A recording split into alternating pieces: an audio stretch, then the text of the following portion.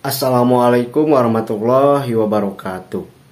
Yang terhormat Bapak selaku dosen pengampu pada mata kuliah dasar-dasar pendidikan serta teman sejawat kelas yang saya banggakan. Puji syukur marilah kita panjatkan kepada Allah Subhanahu wa taala dan sholawat serta salam semoga tetap tercurah limpahkan kepada baginda kita Nabi Muhammad SAW. Adapun topik yang akan kita bicarakan mengenai pada diskusi kali ini yaitu tentang lingkungan pendidikan di era 5.0. Saya, Ray Dikri, selaku moderator akan membimbing jalannya diskusi ini. Sebelumnya, saya akan memperkenalkan anggota kelompok kami di mana kami di sini sebagai anggota kelompok 5. Yang di mana anggota kelompok kami berjumlahkan 2 orang. Yaitu saya Regi Dikri dan saudari Gina Valentin. Rangkaian acara yang akan kita lewati pada diskusi ini antara lain yang pertama itu ada pembukaan, yang kedua itu ada penyajian materi, ketiga ada sesi tanya jawab, dan yang terakhir ada penutup. Baiklah, acara pertama yaitu ada pembukaan. Marilah kita bersama-sama membacakan basmalah. Bismillahirrahmanirrahim. Masuki acara yang selanjutnya yaitu penyajian materi yang akan disampaikan oleh saya sendiri. Yang pertama itu yaitu ada pengertian lingkungan pendidikan. Lingkungan pendidikan adalah segala sesuatu yang ada di sekitar manusia, baik berupa benda mati, makhluk hidup, ataupun peristiwa-peristiwa yang terjadi termasuk kondisi masyarakat, terutama yang dapat memberikan pengaruh kuat kepada individu. Seperti lingkungan tempat pendidikan berlangsung dan lingkungan tempat anak bergaul. Lingkungan ini kemudian secara khusus disebut sebagai lembaga pendidikan sesuai dengan jenis dan tanggung jawab yang secara khusus menjadi bagian dari karakter lembaga tersebut. Lingkungan pendidikan memiliki pengaruh yang berbeda-beda terhadap peserta didik. Perbedaan pengaruh tersebut tergantung jenis lingkungan pendidikan tempat peserta didik terlibat di dalamnya. Intensitas pengaruh lingkungan terhadap peserta didik tergantung sejauh mana lingkungan mampu memahami dan memberikan fasilitas terhadap kebutuhan pendidikan peserta didik. Selanjutnya itu ada fungsi lingkungan pendidikan. Fungsi pertama lingkungan pendidikan adalah membantu peserta didik dalam berinteraksi dengan berbagai lingkungan sekitarnya, baik lingkungan fisik, sosial, dan budaya, terutama berbagai sumber daya pendidikan yang tersedia agar dapat dicapai tujuan pendidikan secara optimal. Penataan lingkungan pendidikan ini terutama dimaksudkan agar proses pendidikan dapat berkembang efisien dan efektif. Perkembangan manusia dari interaksinya dengan lingkungan sekitar akan berjalan secara alamiah. Tetapi perkembangan tersebut tidak sepenuhnya sesuai dengan tujuan pendidikan atau bahkan menyimpang darinya. Oleh karena itu, diperlukan usaha sadar untuk mengatur dan mengendalikan lingkungan sedemikian rupa agar mempunyai orientasi pada tujuan-tujuan pendidikan. Fungsi kedua yaitu pendidikan adalah mengajarkan tingkah laku umum dan menyeleksi serta mempersiapkan peranan-peranan tertentu dalam masyarakat. Hal ini karena masyarakat akan berfungsi dengan baik jika setiap individu belajar berbagai hal, baik pola tingkah, laku umum, maupun peranan yang berbeda-beda. Dalam menjalankan kedua fungsinya, lingkungan pendidikan haruslah digambarkan sebagai kesatuan yang utuh, di antara berbagai ragam bentuknya. Untuk mencapai tujuan-tujuan pendidikan secara menyeluruh, masing-masing lingkungan mempunyai andil dalam mencapainya. Baiklah, sekian pemaparan materi dari saya. Terima kasih atas perhatiannya. Semoga teman-teman bisa memahami atau mengerti apa yang barusan saya paparkan. Baik, lanjut aja materi selanjutnya yang akan disampaikan oleh Saudari Gina Valentin. Kepadanya saya persilahkan. Baik, materi selanjutnya yaitu tentang jenis-jenis dan fungsi lingkungan pendidikan. Meskipun lingkungan tidak bertanggung jawab terhadap kedewasaan anak didik, namun merupakan faktor yang sangat menentukan, yaitu pengaruh yang sangat besar terhadap anak didik. Menurut Ki Hajar Dewantara, lingkungan tersebut meliputi lingkungan keluarga, lingkungan masyarakat, lingkungan sekolah. Yang pertama yaitu lingkungan keluarga. Lingkungan keluarga merupakan pengelompokan primer yang berfungsi sebagai pengalaman pertama masa kanak-kanak, menjamin kehidupan emosional anak, menanamkan dasar pendidikan moral. Menurut Ki Hajar Dewantara, suasana kehidupan keluarga merupakan tempat yang sebaik-baiknya untuk melakukan pendidikan individual maupun sosial.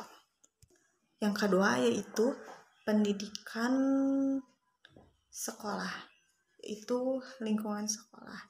Lingkungan sekolah merupakan sarana yang secara sengaja dirancang untuk melaksanakan pendidikan.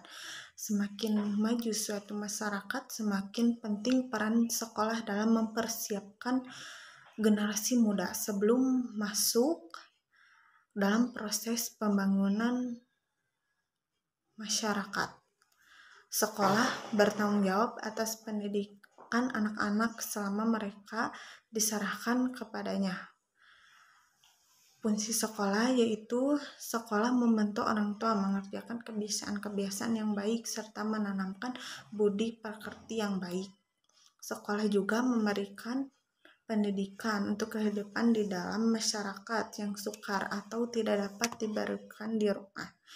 Yang selanjutnya yaitu lingkungan masyarakat. Masyarakat merupakan lembaga pendidikan yang ketiga setelah pendidikan di lingkungan, pendidikan sekolah.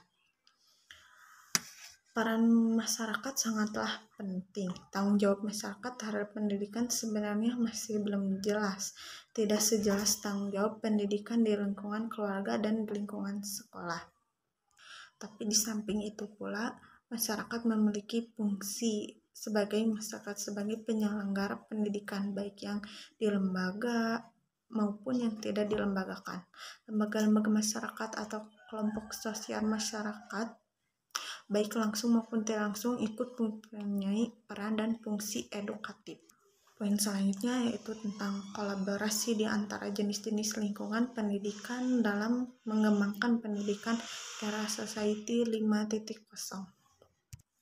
Pendidikan merupakan salah satu aspek kehidupan yang terkena dampak pandemi, sehingga proses pembelajaran pendidikan Indonesia yang semula konvensional tatap muka di kelas harus bertransformasi menjadi pembelajaran daring atau online yang dapat dilakukan tanpa terbatas tempat atau waktu.